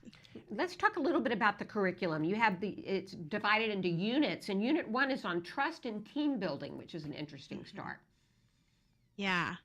Well, trust and team building is probably the most important unit that we have, because unfortunately a lot of our students on the spectrum haven't been treated very in a kind way by their peers. Most of them have experienced some sort of bullying, and so in order to be able to learn from their peers, they have to be able to trust them, and that happens with rapport building and with those shared experiences. That's why we do that unit first. And I love that you give us in this, it's a manual. You give us the curriculum, and you give us worksheets and assessment tools, and even proposals that we can use to get the school to do some of the different things that you suggest in the curriculum. How to get them to want to do the field trip, you know, the words to say to do all of that. It's pretty impressive. I have to say, one of my favorite parts was talking about getting your kid ready for a school dance. And the checklist for those, like, I have to go to a wedding next week, and I went, where has this been? I needed this checklist, right? Because sometimes I know people, like, you're good at that, Nancy. What? Like if you had to pack to go to a wedding, Right. for you, this would be a non-starter and you could get this done and it would be no big deal. But for me, it's a little overwhelming. I just have to be honest. Right. It's not my thing. So to have a checklist and to put all I need the it for things- myself. Well, honestly, I think it could help anyway. And I love the fact that it's customizable, that there's a checklist for the boys, there's a checklist for the girls, but it's not sexist in that it says, you know, some girls may want to get their fingernails done and others may not. And I really kind of loved that attention to detail, Jennifer. I thought, man, as an ex-classroom teacher, this is a powerful book here. Oh, thank you so much. The great thing about that checklist is it was created by peers in a collaborative process. And so the book is really a compilation of all kinds of cool activities that we've done. And a lot of the ideas are straight from the peers. So I'm glad that you like that. I get that comment a lot that everybody needs to take this class. So you're definitely not alone, Shannon. And we're showing pictures of some of the pictures that you send us of students, because you go out into the world, you go on field trips, you have your prom and your dance and all of those different things. And you know what? That stuff's important. Yes. And anybody who says otherwise, I don't think they get it. How important it is to feel included and to do all these things and to be able to get the most out of it. It's so clever. So who would you say that this manual is for? I love the fact that you, first of all, did this in the classroom and then took the time to pass it on. But who are you hoping this gets to, Jennifer? Oh, thank you. Really, any classroom teacher can integrate social skills into their classroom. If they want to just pull a few lessons and integrate it into a general classroom, that would work. The manual is for an intervention specialist or special educator to start their class. And that way it's from start to finish, from the proposal right down to the final exam. It's all included in the book. And all of the handouts that you see at the end, AAPC did a wonderful job of creating a URL, which is also in the book, so that teachers can easily go to that link and then customize anything that is a handout. So I love that, because as a classroom teacher, it's just time is of the essence, and that makes it so much easier. But basically, speech pathologists, parents, I'm hearing a lot of parents say that they're finding this book helpful too. So really anybody that wants to help someone with autism intentionally learn social skills. I just love it. And there's even, I love Appendix 3. There's even this sample letter that you can write to the school administration saying, we want to teach this class, here's the rationale, here are the units, here's the class structure, here's the classroom that you should put it in, it someplace near the lunchroom. I think it's a great thing for everybody, parents, teachers, school administrators. I think that it's fabulous. I understand that you have a special code if our viewers want to purchase the book. Let's talk about where they can get it and what the special code is so that they can get a discount. I will have to get that code from my editor. She's probably frantically texting have it. it We to already. me. I We put have it it up up you on the have screen. it. Yeah. We have it. It's on the screen right now. Good. I'm and sorry, you we can just get didn't it- share it with you, Jennifer. We're sharing it with everybody else but you. Sorry about that. No, oh, I can roll with the punches. No worries. You can get it on Autism Asperger Publishing Company's website, and that's where the promotional code will work. Okay, and we just put it up there, and so Can we put it back up though, Samantha, so we can read it for anybody who's listening on iTunes? Peerspective 20. There we go. It's all one word, Peerspective 20. And honestly, this is an amazing thing that you did. Thank you so much. I'm thrilled that Beaver Creek City Schools was kind enough to let me think outside the box. I'm very thankful to Cindy Brinson, who was my speech path at the time, and she helped me develop this curriculum, and just honored to get to do this kind of work. As you know, these students are spectacular, and they deserve to have success in life, which social skills obviously is a big part of that. But you're right, they also need to have a good quality of life. They need to feel connected and to have those relationships and those memories from high school. So thank you so much. I really appreciate And it. a lot of these are life skills, not just high school skills, correct? Absolutely. We are, Beaver Creek is allowing myself and another teacher, Megan Tomlin, to, and also the speech path, Elise Graves, to start this at our middle school as well. So it's going to look a little bit different, but we're working on that this summer, and it'll start in the fall. You know, that's one of the things I loved about the way that AAPC helped me design the layout of the book, is that it really could be modified and differentiated for any grade level, because you're right, Nancy, they're life skills. Right. Like, for instance, in the appendix, I love the appendix. I mean, this is, I'm so excited. There's the sample mall scavenger hunt. If you've got an afternoon with your kiddo and you don't know what to do, and sometimes they've got another kiddo together, to send them in the mall to do this, so that they have to go up to guest services and say, how do you rent a stroller? All the skills that you're working on to do that, and to be able to do it in a safe environment when you don't need the stroller. Right. And then they go up to the cookie place and ask, how much advance time do you need to personalize, put on a name for a birthday? These are important things, and they'll have fun doing it because it's a scavenger hunt, and they get points, and they have to self-reflect. Just so love this. So thank you so much for doing this. We haven't talked about the fact that over the years you've seen tremendous success from your students. What's your favorite success story? Oh gosh, that's so hard to come up with a favorite. Or just I think just one. Doesn't have to be your favorite. We don't have to do Sophie's choice here. I think probably a student I had in my very first class, he sort of was one of the students that inspired Cindy and I to think outside the box a little bit. He always told me that he would be a nutty professor, and I'm adjuncting at a local college, and I bumped into him, and he's working on his doctorate. So to me, that just is inspiring, because it's so brave for him to continue to push himself, and I'm thankful that the local college also sees how brilliant he is, and he's right where he's supposed to be. So and you gave him some tools. I'm seriously humbled to think that this course was a part of that success. Wow. So thank you so much for having me. I really appreciate you helping me get the word out. And how can people get the book? Go to Autism Asperger Publishing Company's website, or AAPC, and I imagine it's pretty easy to find. I know that if you search Schmidt or Perspective, it does pop up. Okay, and the book is titled, Why Didn't They Just Say That? Why didn't they just say that? Right. Yeah. There's so many different ways we could read it, but really incredible. Thank you so much for doing this. I know there are a lot of people, they're going to get a lot out of this. It's really lovely. It's been my pleasure. Thank you so much for the work you both do. Thank you, Jennifer. Take care. All right.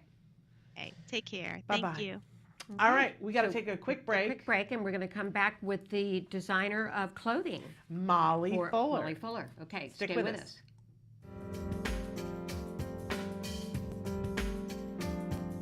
I am Alexis Weinman at the Future Horizons Super Conference in Dallas, Texas.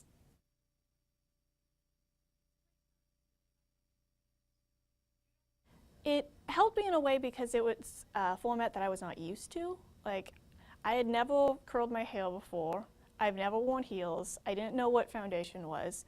And it was just, it was a very, like, it helped me more in a business sense. Like, I know how to present myself in front of people now.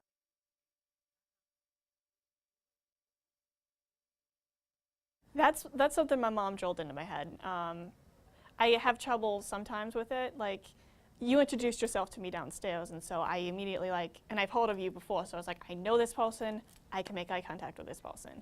And if I'm talking to someone I don't know, or if I'm listening to someone give a speech, most of the time my head will be down. I don't look at people in the eye, but if it's someone I know I need to make eye contact with, I make eye contact. But my mom growing up, she, especially after the diagnosis, she would always like grab my hand if I was like, you know, looking everywhere else but her, and she'd like say, look me in the eye. And so she wouldn't let go of my hand until I looked her in the eye.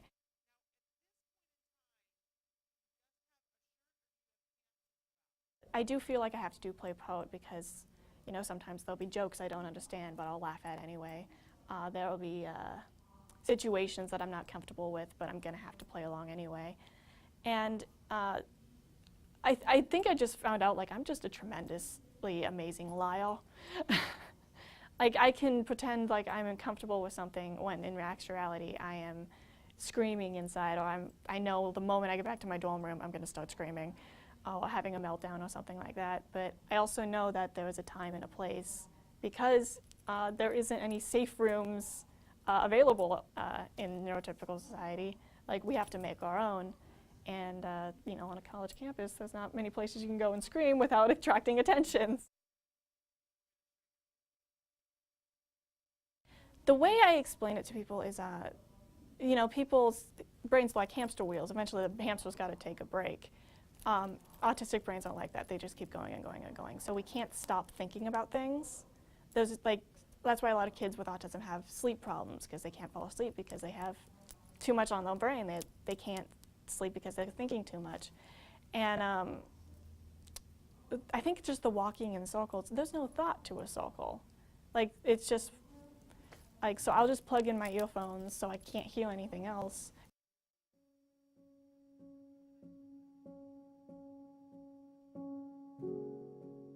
Autism is a neurodevelopment disorder that's considered a spectrum of disorders. One person might be verbal, whereas another might be nonverbal.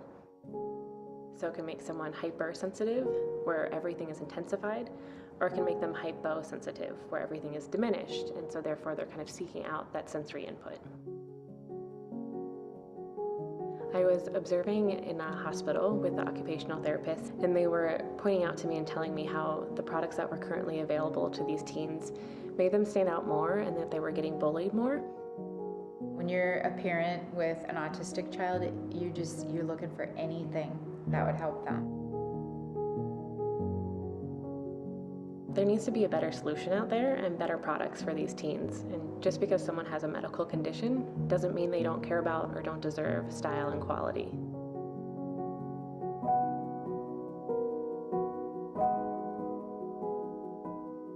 Compression is a form of deep pressure therapy, which a lot of occupational therapists use for people with autism, especially those who are hyposensitive, because it helps give them that firm sensory input that they're looking for, and it can help a person feel grounded, it can help relax them, calm them down, and even help them focus. He just seemed a little more calm in the shirt. One of the first times he wore it, I brought him to church, and he was able to sit through the whole service. My shirt really focuses on that deep pressure therapy, whereas Nike and Under Armour really focus more on blood flow promotion. So they have 5 to 8% spandex in their shirt, whereas mine has 12% spandex. I've also been really intentional with the design, so it's super soft material. It's all tagless, even the seams are really soft. And then I've also added in stylistic details that help make the shirt stand out in a good way, but also provide that sensory input for people if they need it.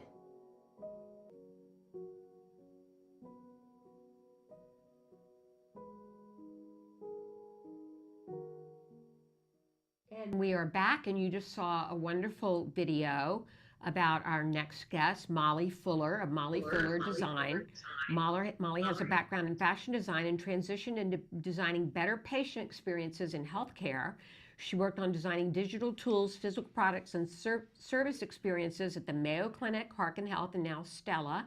And she wanted to make better design clothing for medical purposes because, as she said in the video, she believes that just because somebody has a medical condition doesn't mean that they don't deserve or care about style and quality. Welcome to the show, Molly. Hi, thank you so much for having me. We're thrilled to have you here, and you've got the shirts there in the background. Let's start by talking a little bit about there's very specific things in the design of the shirt, and let's talk about why you designed them the way that you did. Yeah, so the first thing that's really unique about it, I think, and different is the elastic trim. So that's on the sleeve hem of both the short sleeve and the long sleeve, because it acts as a tactile input for someone who needs something to fidget with or just rub. but looks stylish into the shirt as well. And then the seams are all flat seams so that they're not irritating to the skin. It's a thicker spandex material, so your Nike and Under Armours typically have 5 to 8% spandex, and this has 12. And longer in the hips as well, so that it kind of hugs people where they need it and can provide that length. Well, and I love the seams and the way you've cut it. It's very flattering, and it does have a lot of style. I know if I showed a picture of that to my son would want one of those shirts. He'd be like, ooh, I want to do my Nerf battles in that shirt, which I think, you know, it's got sort of a very hip but forward-leaning look to it. It's stylish. It is stylish, very stylish. And are the seams the way, I don't know what that's called, when you have the seams that come down the middle instead of having it be the seams on the side, is that just for fashion, or is part of that function for the individuals with autism too? A little bit of both, so definitely style, and then also being able to apply more pressure in the actual panel on the side. So there's still a side seam, but it adds a little bit more compression as well. Interesting. What is some of the feedback that you've gotten on the shirt? It's been positive so far. It's been great. I had my favorite feedback was from a teen in Ohio that I was actually testing with, and his students that his other peers that he was with said that they liked the shirt and they thought it looked soft and nice and they wanted one themselves. And so that's the whole point, right? Is that you can't tell that just by wearing this someone has autism or doesn't. And you have a personal story behind this. You're with your grandfather, correct? Yeah, so I don't have autism actually in my family or have a close connection other than kind of just knowing friends. But my grandpa has polio, and so I've always watched him grow up using canes and then a wheelchair, and he always likes to look really nice. And so, you know, when I went into fashion design, I actually originally went into it to design clothing for people in wheelchairs, because I just saw that his pants always rode up really high on his waist and that his blazers didn't quite fit right. So looking at how to use fashion but apply it for medical and purposes. You're clever, and I love that. Now, right now, you've got shirts, and you've got the long sleeve shirt, and you've got the short sleeve shirt, but you just did an Indiegogo campaign to be able to add the next piece. Talk to us a little bit about that. Yeah, so that just wrapped up on May 2nd, and I hit my goal, so that was really exciting. And that's going to help me be able to do pants, so looking at how to actually make some stylish pants that apply compression in the right places, are also just really soft and look good. And then also looking at doing a blazer as well, so for teens who need to go to, like you just had on about prom, going to special events or to weddings, you know, give them something that still looks good, but actually is applying that compression and that soft material that they need and desire. So maybe talk to us a little bit about your process, because have you already designed the pants, or are you designing the pants right now? Designing the pants right now. So what I like to do is I like to be really inclusive in my design process. So I'll start out with sketches of the product and then kind of get feedback on those from parents and teens, and then actually have a sample made of that and then test it out with kids. So for the first shirt, I tested it with a kid in Ohio and had him provide me with feedback, and then made it in multiple sizes and tested it with a bunch of different kids who have autism throughout the US to make sure that just the fit was right and that it was applying the right amount of compression, and then go from there into actual manufacturing. So I'll take the same approach with the pants as well. Well, Nancy and I have teenagers on the spectrum, and they are very different in their styles and very different in what they wear and what they like. And but so if you ever need somebody to try things out, I think our boys would be happy to try things out. Yes, absolutely.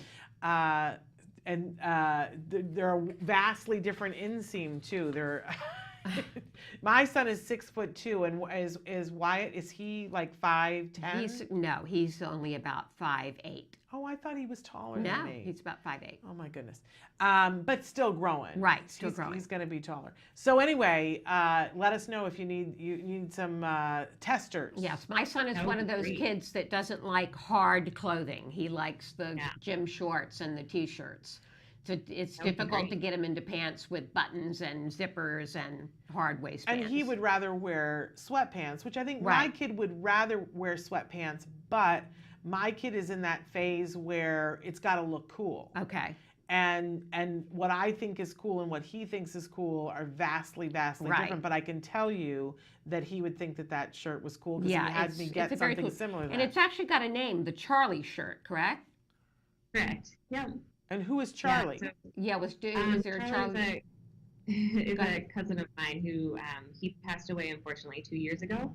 He was 28 and he was a very talented artist, and so always had a big heart. And so I knew that this would be something. Everyone was like, "You got to come up with a name for your shirt." I was like, "Well, I'm gonna name it after my cousin." I love that. That's nice. That's a wonderful thing. Yeah. So now let's get down to brass tacks here. If somebody wants to buy, right now they can buy the shirt, the long sleeve or the short sleeve. And the trim that we're seeing there, that's elastic. I was thinking it was reflective. Yeah, it's a gripper elastic material. Okay. So it actually kind of has a lot of texture to it. Very cool. But where can we get them, Molly? MollyFullerDesign.com. Okay.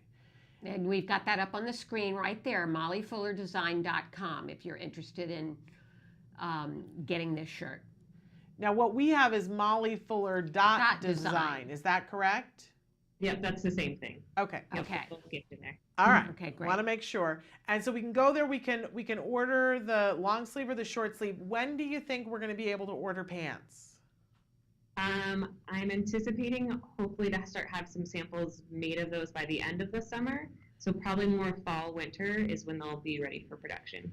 And I just think clever, because we were talking, how long has it taken? But now suddenly there are all these manufacturers that are understanding the sensory component and they're starting to make clothes for younger kids. That's right.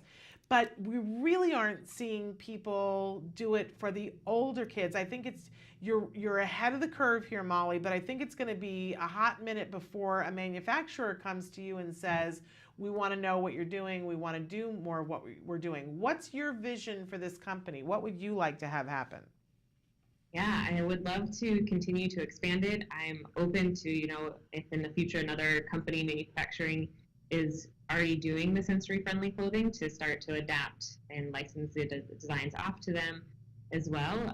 My goal is to kind of continue to expand even outside of autism as well, so other conditions that require medical-based clothing that don't ever really get the attention that they deserve. Yeah. Okay. And for anybody who's got, we talk about all the time the kiddos who like to be in the pool, that love water, and we really honestly think that part of it is just that The light pressure. pressure. This shirt, it mimics that. So I definitely want to encourage people, give it a try and see. Are you also doing it in other colors besides black, Molly? Currently, I just have it in black. I've kind of taken the Henry Ford approach that you can have it in any color you like as long as it's black.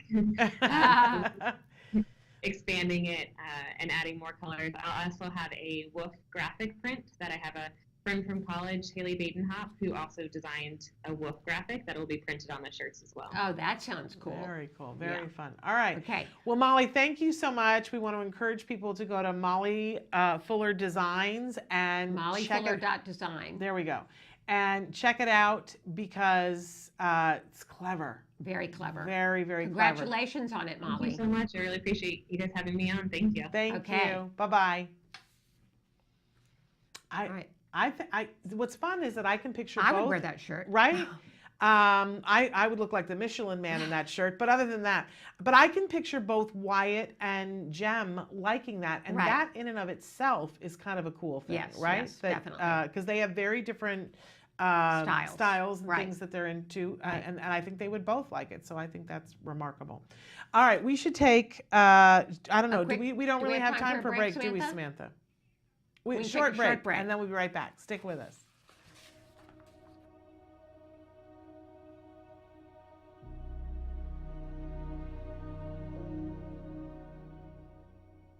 Hello, fellow activists. Last segment, we talked about step 3, get support. Step number 4 is don't compare, run your own race. Now, it's one thing to aspire to be like someone that's really helped their child. We all want to do that. That's really different than keeping up with the Joneses. That only serves to make you envious and full of regret. There will always be someone who has a child with autism who is doing better than yours, and there will always be someone who has a child with autism who's doing worse than yours. One morning I was talking to the mom of a recovered child who told me he had been moved into the gifted class. Well, I had heard that week that my own son, who was in 5th grade, was reading at 1st grade level. Now, I have to admit, I was kind of proud of him until that phone call, which put me over the edge. The green-eyed monster of jealousy. Well, later that same day, I got into the elevator as I was taking my son to clinic.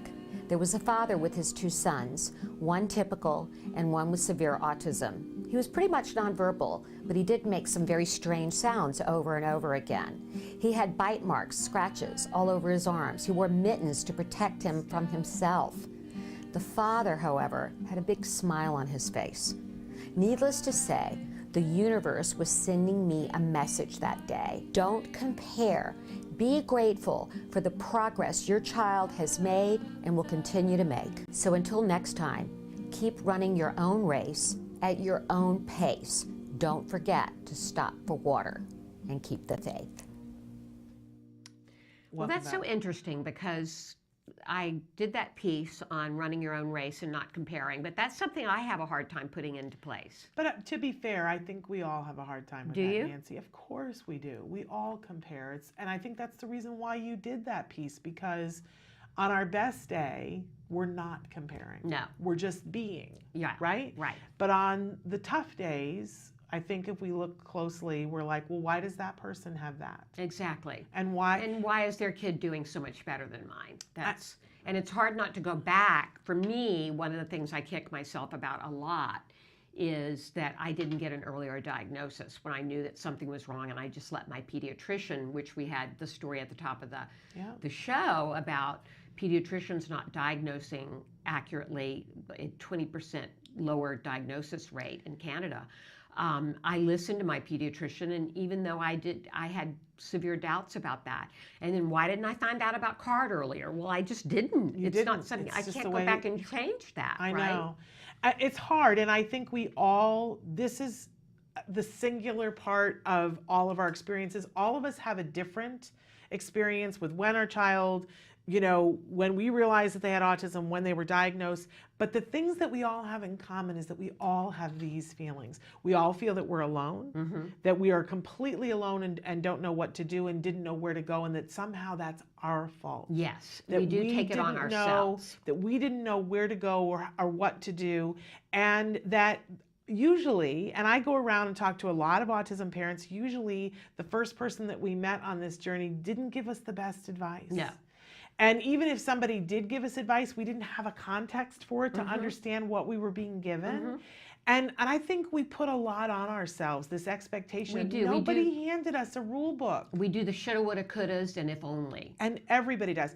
And everybody compares. I do this talk called The Crystal Ball of Autism, and I try to explain to people who don't have kids with autism all of the things that an autism parent feels, and that when you meet somebody, and I did this for years, where I would meet somebody that would have a neurotypical kid, and I would look at everything. They would say, oh, so are you going to preschool? And I would think, preschool? Like, I guess that's what your life is all about, but my life isn't. And my whole body would be like, I would drive by somebody driving a car, a nice car, and I would think, well, it must be nice to be able to afford a nice car. I bet your kid talks, right? And that was the dialogue in my head. Right. And I think we all share that.